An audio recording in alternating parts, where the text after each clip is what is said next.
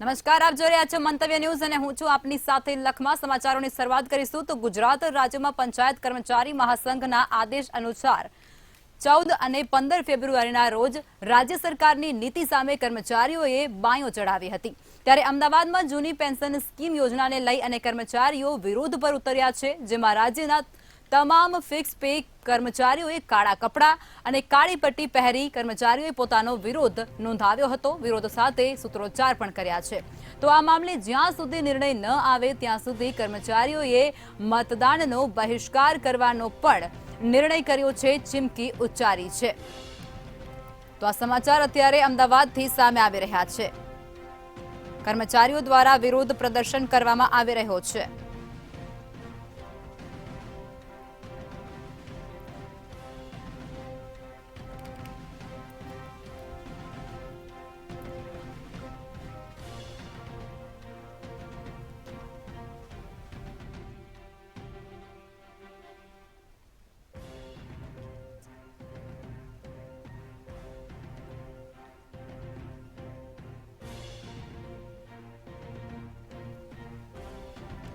Supreme court દ્વારા રાજકીય પક્ષોને મળતા ઇલેક્ટ્રિક ગુપ્ત મતદાન લઈ અને હિસાબ આપવાનું કહેવામાં આવી રહ્યું છે।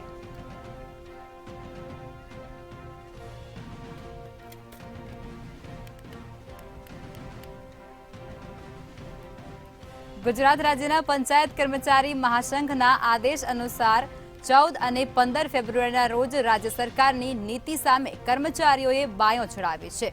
કર્મચારીઓ દ્વારા વિરોધ પ્રદર્શન કરવામાં આવી રહ્યું છે। ત્યારે અમદાવાદમાં જ જૂની પેન્શન સ્કીમ યોજનાને લઈ અને કર્મચારીઓ પોતાનો વિરોધ પ્રદર્શન કરી રહ્યા છે, વિરોધે ઉતરી ચૂક્યા છે, જેમાં રાજ્યમાં તમામ ફિક્સ પે કર્મચારીઓની કાળા કપડા અને કાળી પટ્ટી પહેરી કર્મચારીઓ પોતાનો વિરોધ નોંધાવી રહ્યા છે, સાથે જ સૂત્રોચ્ચાર પણ કરી રહ્યા છે। ત્યારે આ મામલે જ્યાં સુધી નિર્ણય ન આવે ત્યાં સુધી કર્મચારીઓએ મતદાન કરવાનો પણ બહિષ્કાર કરવાનો નિર્દેશ કર્યો છે।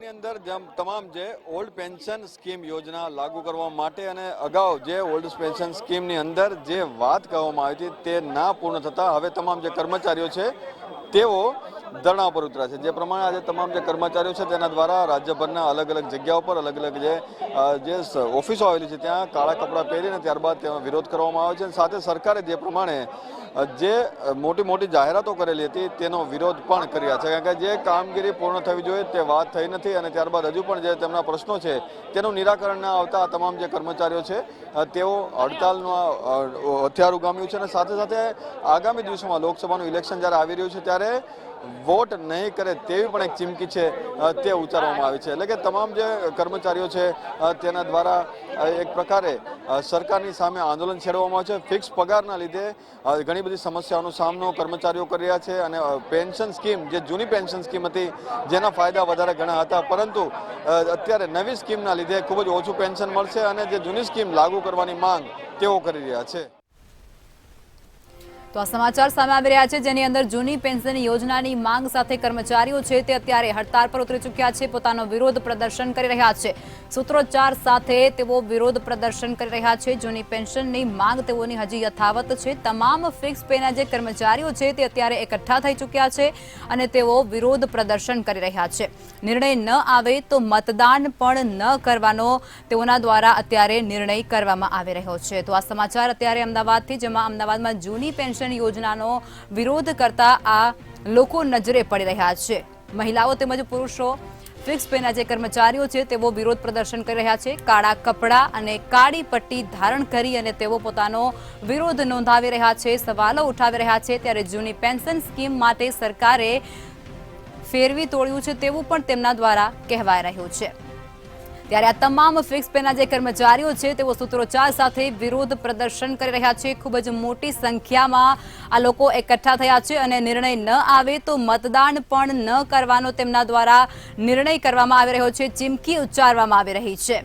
તો જૂની પેન્શન યોજનાને લઈ અને ફિક્સ પેના જે કર્મચારીઓ છે તે અત્યારે સરકાર સામે બાયો ચડાવી રહ્યા છે, લડી લેવાના મૂડમાં હોય તેવું અત્યારે વર્તાઈ રહ્યું છે। મોટી સંખ્યામાં એકઠા થઈ અને કાળા કપડા તેમજ કાળી પટ્ટી પહેરી અને તેઓના દ્વારા વિરોધ પ્રદર્શન કરવામાં આવી રહ્યો છે। જૂની પેન્શન સ્કીમ માટે સરકારે ફેરવી તોડ્યું છે તેવું પણ તેમના દ્વારા કહેવામાં આવી રહ્યું છે। ત્યારે તમામ જે ફિક્સ પેના કર્મચારીઓ છે તે સૂત્રોચ્ચાર સાથે વિરોધ પ્રદર્શન કરી રહ્યા છે.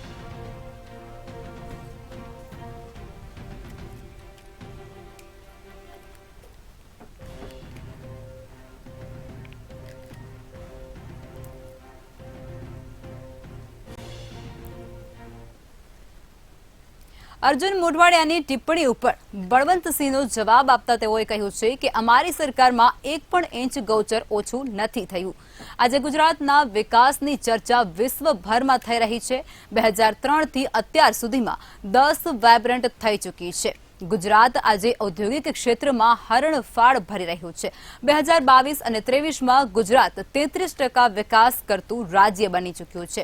દેશની ટોપ લેવલની 100 કંપનીઓ ગુજરાતમાં હોવાનો સરકારે દાવો પણ કર્યો છે. ત્યારે ઉદ્યોગ મંત્રીએ વધુમાં જણાવ્યું કે વાયબ્રન્ટમાં 45 લાખ કરોડથી વધુનું રોકાણ થઈ ચૂક્યું છે. આ યોજનામાં આ વર્ષે 32 જિલ્લામાં 2600થી વધુ MOU પણ થયા છે, જે 1.50 લાખથી વધારે રોજગારીનું પણ સર્જન કરશે અને બેરોજગાર લોકો છે તેઓને રોજગારી આપવામાં આવશે. બળવંતસિંહ રાજપૂતની પ્રતિક્રિયા સામે આવી રહી છે. 2003થી અત્યાર સુધીમાં 10 જેટલા વાયબ્રન્ટ છે તે યોજાઈ ચૂક્યા છે અને જેને લઈ અને મોટા પ્રમાણમાં રોજગારી મળી શકે છે તેવું પણ કહેવામાં આવી રહ્યું છે. અર્જુન મોઢવાડિયા દ્વારા જે ટિપ્પણી કરવામાં આવી હતી તેના પર બળવંતસિંહે પ્રતિક્રિયા આપી છે અને જણાવ્યું છે કે અમારી સરકારમાં એક પણ ઇંચ ગૌચરની જમીન છે તે ઓછી નથી થઈ. તેની સાથે જ તેઓએ જણાવ્યું કે જિલ્લાઓમાં 1.50 લાખથી રોજગારીનું સર્જન થશે. ગુજરાત વિધાનસભાની આજની કાર્યવાહીમાં માગણીઓ અને ચર્ચા અને બાદ થયેલા મતદાનના ચોથા દિવસે સત્તાપક્ષ કોંગ્રેસ અને વિપક્ષની ચર્ચાએ ભારે ચર્ચા જગાવી હતી. વિધાનસભા ગૃહમાં કોંગ્રેસે સરકારને ઘેરવાના પ્રયાસ કર્યા હતા, તો બીજી તરફ ભારતીય જનતા પાર્ટીના ધારાસભ્યોએ સરકારે કરેલી વ્યવસ્થાના વખાણ કર્યા હતા અને મંત્રીએ પણ સરકારે કરેલી કાર્યવાહી અને કામગીરીની વિગતો વિધાનસભા ગૃહમાં રજૂ કરી હતી. આજની આ ચર્ચામાં કોંગ્રેસના ધારાસભ્ય અર્જુનભાઈ મોઢવાડિયાએ રાજ્ય સરકારે ગૌચરની જમીનો ઉદ્યોગપતિને આપી હોવાના આક્ષેપ કર્યા હતા, તો બીજી તરફ કોંગ્રેસના ધારાસભ્ય ડોક્ટર કિરીટ પટેલે ટેકનિકલ ખામીઓના કારણે ખેડૂતોને થતી મુશ્કેલીઓ અંગેની વિધાનસભા ગૃહમાં રજૂ કરી હતી. તમામ ચર્ચાના અંતે ઉદ્યોગ વિભાગના મંત્રી બળવંતસિંહ રાજપૂતે સરકારે કરેલી કામગીરીના લેખાજોખા વિધાનસભા ગૃહમાં રજૂ કર્યા હતા અને કોંગ્રેસના ધારાસભ્યોએ જે આક્ષેપો કર્યા હતા તેને નકારીને રાજ્ય સરકારે કરેલી સુદૃઢ કામગીરીનો ચિતાર વિધાનસભા ગૃહમાં રજૂ કર્યો હતો. આ તબક્કે વિધાનસભા કામગીરી અને ચર્ચામાં ઉદ્યોગ મંત્રી બળવંતસિંહ રાજપૂતે સ્પષ્ટ દાવો કર્યો હતો કે અમારી સરકારમાં એક પણ ઇંચ ગૌચર જમીન ઓછી થઈ નથી. એટલું જ નહીં, જે રીતે જે કામગીરી કરવામાં આવી છે તે સુપેરે કાર્યવાહી રીતે કરવામાં આવી છે.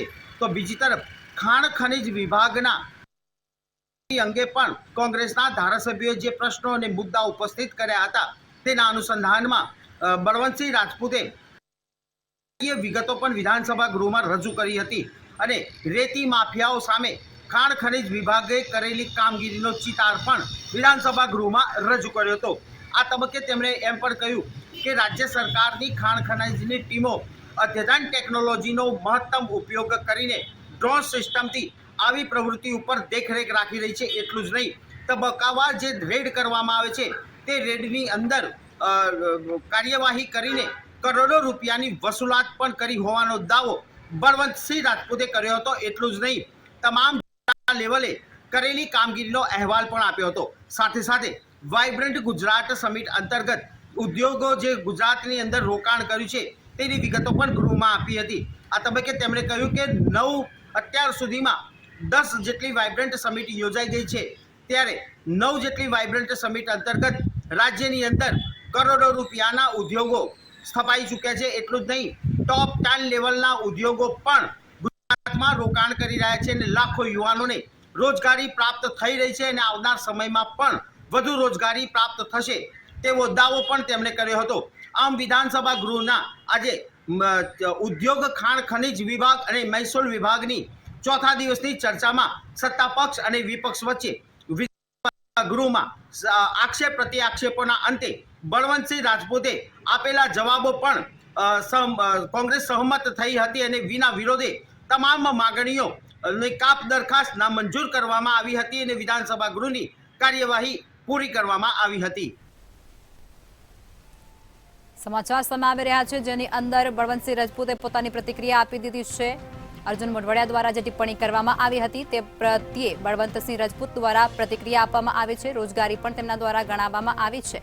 અમારી સરકારમાં 1 ઇંચ જેટલી પણ ગૌચરની જમીન ઓછી નથી થઈ તેવું તેમના દ્વારા કહેવામાં આવ્યું હતું. વળતો જવાબ પણ તેમના દ્વારા આપવામાં આવ્યો છે, જેમાં તેઓએ જણાવ્યું કે જિલ્લાઓમાં 1.50 લાખથી રોજગારીનું સર્જન થઈ શકે છે. આટલાથી પણ વધારે રોજગારી છે તે રાજ્યમાં ઉપલબ્ધ થશે. 2003થી અત્યાર સુધીમાં 10 જેટલા વાયબ્રન્ટ ગુજરાતની અંદર યોજાઈ ચૂક્યા છે, જેને લઈ અને રોજગારી પણ વધી ચૂકી છે. દેશની ટોપ લેવલની 100 જેટલી જે કંપનીઓ છે તે અત્યારે ગુજરાતમાં છે તેવો દાવો પણ તેમના દ્વારા કરવામાં આવ્યો હતો.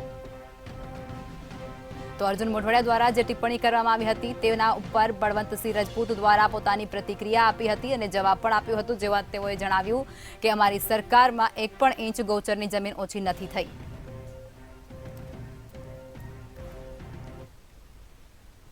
રાજકોટમાં આશા એન્ડ હેલ્થ વર્કર યુનિયન દ્વારા આંદોલન કરવામાં આવી રહ્યું છે, જેમાં સંયુક્ત ટ્રેડ યુનિયનો દ્વારા લઘુત્તમ વેતન વધારવા માટે માંગણી કરવામાં આવી રહી છે.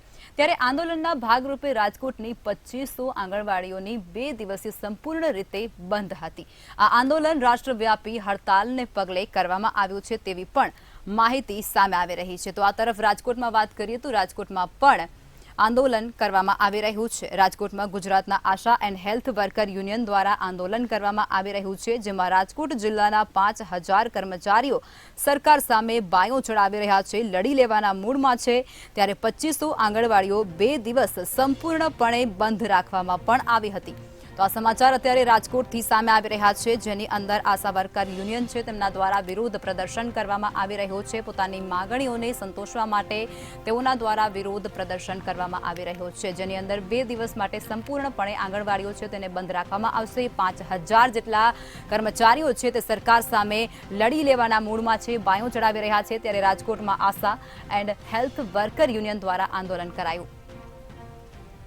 તો આજ મુદ્દે વધુ વિગતો સાથે અમારા સંવાદદાતા ધ્રુવ કુંડલ રાજકોટથી લાઈવ જોડાઈ ચૂક્યા છે. ધ્રુવ, માહિતી મળી રહી છે કે રાજકોટમાં આશા વર્કર યુનિયન છે તેમના દ્વારા વિરોધ પ્રદર્શન કરવામાં આવી રહ્યો છે. શું છે વધુ માહિતી?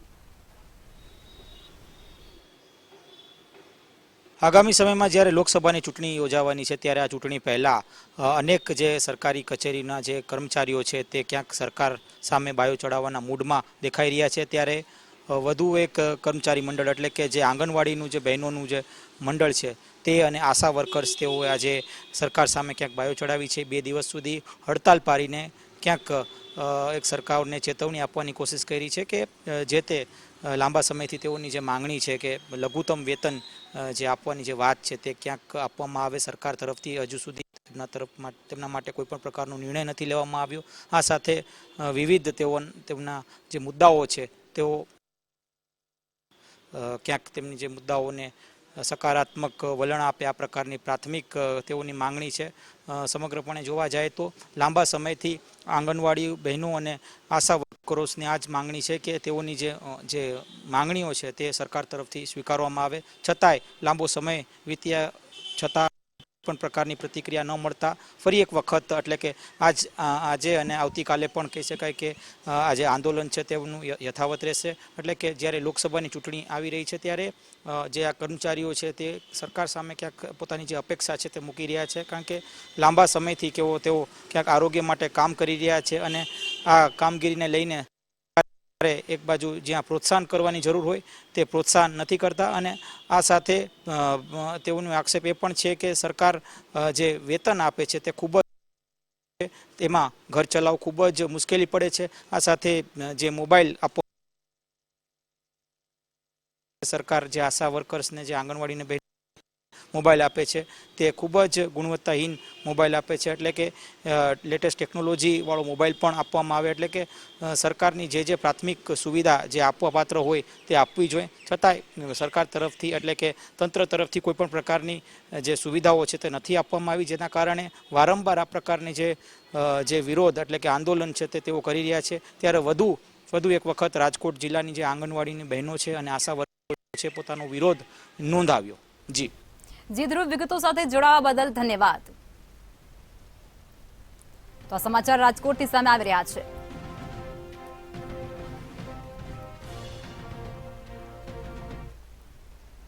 તો આ તરફ જૂનાગઢમાં લસણના ભાવ આસમાને પહોંચી ચૂક્યા છે. અત્યાર સુધીમાં લસણના સૌથી ઊંચા ભાવ હોવાનું મનાઈ રહ્યું છે. સામાન્ય દિવસોમાં 50 થી 70 રૂપિયા પ્રતિ કિલો મળતું લસણ આજે 200 થી 300 રૂપિયાના ભાવે મળી રહ્યું છે. ભાવ ઉચકવામાં આવતાની સાથે જ અને તેની પાછળનું કારણ એ છે કે લસણના ઉત્પાદનમાં નોંધપાત્ર ઘટાડો થયો છે. લસણનું ઉત્પાદન ઘટતા અને જૂનું લસણ ખલાસ થઈ જતા ભાવ ઊંચક્યા હોવાનું માનવામાં આવી રહ્યું છે. તો એક તરફ જૂનું લસણ ખલાસ થઈ ગયું છે અને આવક માત્ર મધ્યપ્રદેશથી જ થઈ રહી છે, તેથી ત્યાંનું બજાર પણ ઊંચકાઈ ચૂક્યું છે. જોકે આ સ્થિતિ હજુ 1 મહિનો રહેશે. તો આજ મુદ્દે વધુ વિગત સાથે અમારા સંવાદદાતા અમાર બખાઈ જૂનાગઢથી લાઈવ જોડાઈ ચૂક્યા છે. અમાર સમાચાર મળી રહ્યા છે કે ઐતિહાસિક લસણનો ભાવ અત્યારે જૂનાગઢની અંદર બોલાઈ રહ્યો છે. શું છે વધુ માહિતી? જી ચોક્કસ કે હવે લસણના ભાવ પણ જે સપાટી ઉપર પહોંચ્યા છે. વાત કરવામાં આવે તો જૂનાગઢના માર્કેટિંગ યાર્ડમાં જે લસણનો ભાવ છે તે 50 થી 60 પ્રતિ કિલો જેનો ભાવ બોલાઈ રહ્યો હતો તે છેલ્લા ઘણા દિવસોથી છે તેનો ભાવ 200 થી 300 છે. ખાસ કરીને લસણની જે માંગ છે તે વધી છે, પરંતુ જે રીતે જે જૂનો લસણ હતો તેનો સ્ટોક છે તે ખલાસ થઈ જતા આ સ્થિતિનું નિર્માણ થયું છે. હાલ તો જૂનાગઢ માર્કેટિંગ યાર્ડમાં લસણનું જે પુષ્કળ પ્રમાણમાં આવક તો થઈ રહી છે, પરંતુ તેની સામે 200 થી 300 પ્રતિ કિલોનો ભાવ છે તે બોલાઈ રહ્યો છે.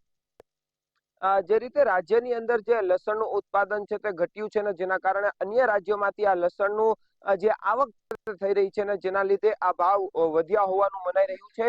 ખાસ કરીને મધ્યપ્રદેશથી આ જે લસણ છે તે આવી રહ્યું છે, એટલા માટે ટ્રાન્સપોર્ટેશન સહિતનું જે ભાડું છે તે વધી જતું હોય છે ને જેના કારણે નું નિર્માણ થયું છે. વેપારીઓનું માનવું એવું છે કે 1 મહિનાની અંદર ગુજરાત રાજ્ય અને સૌરાષ્ટ્રના જુદા જુદા વિસ્તારમાં જે લસણનું ઉત્પાદન થશે અને બાદમાં ભાવ છે તે ઘટી શકે છે. સ્થાનિક જે લસણ એટલે કે રાજ્યનું લસણ છે તેની આવક શરૂ થશે, બાદમાં છે તે ભાવ છે તે નીચા જશે. હાલ તો ભાવ છે તે ઉચક્યા છે. એકી સાથે જે લસણ 50 થી 70 ની અંદર કિલો વેચાતું હતું તે જ લસણ આજે 200 થી 300 પ્રતિ કિલો ભાવ છે તે બોલાઈ રહ્યું છે ને જેથી ગૃહિણીઓને પણ ક્યાંક ને ક્યાંક મુશ્કેલીનો સામનો કરવો પડી રહ્યો છે. આ લસણ છે એક જીવન જરૂરિયાત વસ્તુમાં આવતું હોય છે, એટલે કે ઘરની અંદર તમામ જે ખાણીપીણી વસ્તુ બનતી હોય છે તેની અંદર લસણનો ઉપયોગ થતો હોય છે. ખાસ જે રીતે હોલસેલ વેપારી છે તેની પાસે 200 થી 300 પ્રતિ કિલો આ ભાવ છે, તો સામાન્ય બજારમાં આ ભાવ છે તે 100 રૂપિયા વધી જતું હોય છે. એટલે કહી શકાય કે 200 થી 400 સુધીનો ભાવ માર્કેટની અંદર આવે ત્યારે આ લસણનો બોલાઈ રહ્યો છે. ત્યારે હવે થોડાક દિવસોની અંદર જ્યારે રાજ્યનું જે લસણ છે તે શરૂ થશે, ઉત્પાદન છે તે ચાલુ થશે રાજ્યની અંદર, બાદમાં લસણના ભાવ ઘટી શકે તેવું અનુમાન છે તે વેપારીઓ દ્વારા લગાવવામાં આવી રહ્યું છે. જી અમારી વિગતો સાથે જોડાવા બદલ ધન્યવાદ.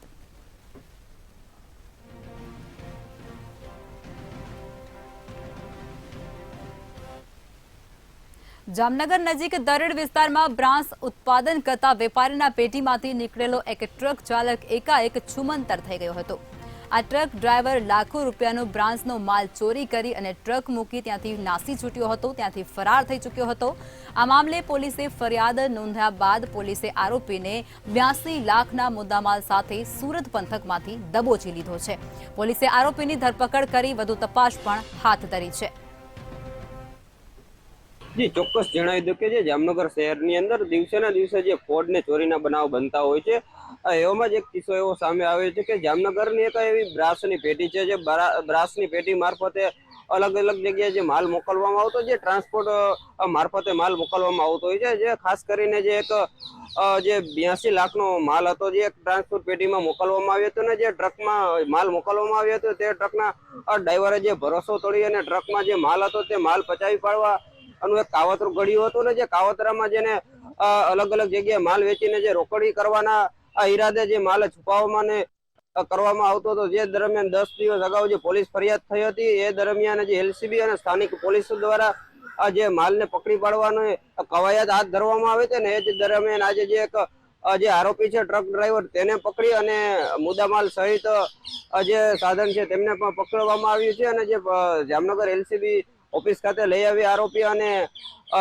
જે અલગ અલગ જે માલ છે તેને પણ લઈ આવે, જે બ્રાસનો માલ છે 82 લાખનો મુદ્દામાલ તેને પણ કબજે કરવામાં આવ્યો છે અને આરોપીને પણ કબજે કરવામાં આવ્યા છે. સુરતના 2 પ્રજ્ઞાચક્ષુ વિદ્યાર્થીએ ટેકનોલોજીના ઉપયોગ થકી કોમ્પ્યુટર ટાઈપિંગ એક્ઝામ આપી રહ્યા છે. ધોરણ 12ની પરીક્ષામાં આ બંને કમ્પ્યુટર પર એક ખાસ સોફ્ટવેરના માધ્યમ થકી પરીક્ષા આપશે. ભટાર વિસ્તારમાં રહેતો આનંદ ભાલેરા અંધજન સ્કૂલમાં ધોરણ 12માં અભ્યાસ કરે છે અને તેવી જ રીતે ડભોલી વિસ્તારમાં સિયા બોદરા પરિવાર સાથે રહે છે. સિયા પ્રજ્ઞાચક્ષુ છે અને છેલ્લા 12 વર્ષથી અંધજન સ્કૂલમાં તે અભ્યાસ કરે છે. પરિવારમાં સિયા સિવાય બધા સભ્યો નોર્મલ છે, જો કે પરિવાર સિયાને તમામ બાબતમાં સપોર્ટ કરે છે.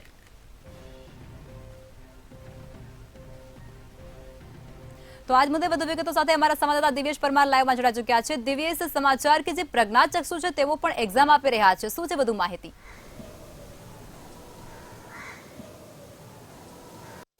જી બિલકુલથી એક કહેવત છે ને કે દૃઢ નિશ્ચય હોય તો મનુષ્ય ક્યારેય પાછળ પડતો નથી. તેવી જ ઘટના સુરતમાં ઘટવા જઈ રહી છે. ગુજરાત બોર્ડના ઇતિહાસમાં સૌ પ્રથમ વખત 200% પ્રજ્ઞાચક્ષુ બાળકો કોમ્પ્યુટરની મદદથી બોર્ડની પરીક્ષા આપશે. અત્યાર સુધીમાં આ પ્રથમ કિસ્સો છે કે જ્યાં આ બંને વિદ્યાર્થીઓ 100% પ્રજ્ઞાચક્ષુ છે અને આ બંને વિદ્યાર્થીઓ જે છે તે ટેકનોલોજીની મદદથી પરીક્ષા આપશે. આમ જોવા જઈએ તો બ્રેન લિપિના માધ્યમથી આ પ્રજ્ઞાચક્ષુ વિદ્યાર્થીઓ પરીક્ષા આપતા હોય છે, પરંતુ આ બંને વિદ્યાર્થીઓ જે છે તે સુરતમાં રહે છે અને આ બંને વિદ્યાર્થીઓએ કોમ્પ્યુટરના માધ્યમથી તેમાં ટાઈપિંગ કરી અને પરીક્ષા આપવાનું નક્કી કર્યું છે. આ બંને વિદ્યાર્થીઓ છે આનંદ ભાલેરાવ અને સિયા બોદરા. આનંદ અને સિયા સુરત ખાતે આવેલી અંધજન શાળામાં અભ્યાસ કરી રહ્યા છે. આ બંને જી દિવેશ, વિગતો સાથે જોડાવા બદલ ધન્યવાદ. તો આ સમાચાર સુરતથી મળી રહ્યા છે, જેમાં પ્રજ્ઞાચક્ષુ વિદ્યાર્થીઓ જાતે પરીક્ષા આપી શકશે.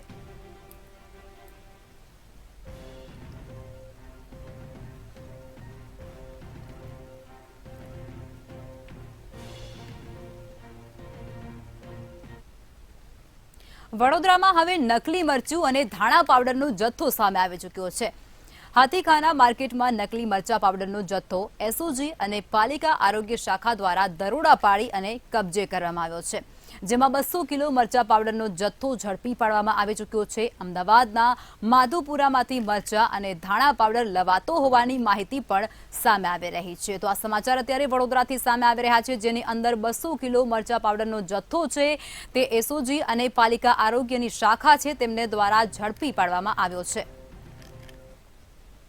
વડોદરા શહેરમાં પોલીસ કમિશનર અનુપસિંહ ગેહલોતની સૂચનાથી ખાણીપીણીની નાળી હોય કે ખાદ્ય સામગ્રી વેચાતી હોય તેવી દુકાનો પર એસઓજીની ટીમને રેડ પાડવાના આદેશ આપવામાં આવ્યા હતા અને આના જ ભાગરૂપે આજે વડોદરાની એસઓજીની ટીમે હાથીખાના જ્યાં આગળ અનાજ કરિયાનું જથ્થાબંધ અને છૂટક મળે છે ત્યાં આગળ રેડ પાડવામાં આવી હતી. એસઓજીની ટીમે ફૂડ વિભાગ, વડોદરા મહાનગરપાલિકાના ફૂડ વિભાગ, આરોગ્ય વિભાગને સાથે રાખી અને હાથીખાનામાં રેડ પાડી હતી. હાથીખાના માર્કેટમાંથી ગુરુ કૃપા ટ્રેડર્સ અને રાધિકા ટ્રેડર્સમાંથી અંદાજિત 10 લાખ રૂપિયા જેટલો માલ એસઓજીએ સીઝ કર્યો છે.